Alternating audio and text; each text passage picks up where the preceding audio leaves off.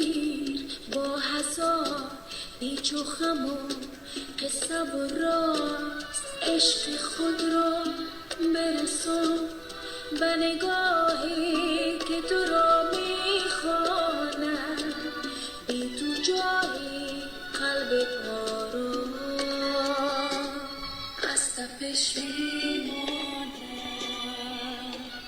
نوروزتان مبارک.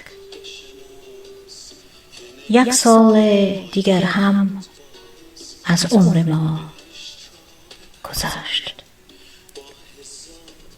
کاش ساعتی بود که میشد عقربه هایش را برای چند لحظه نگه داشت، برای یک نگاه بیشتر،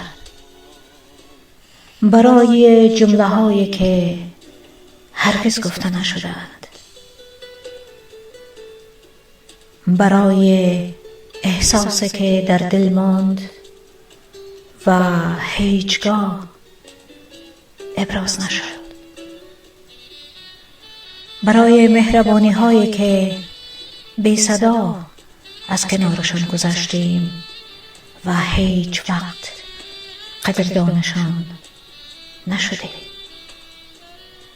کاش میشد زمان را کمی آهسته تر کرد تا واژه هایی را که همیشه به فردا معکل کردیم امروز با تمام دل بگوییم.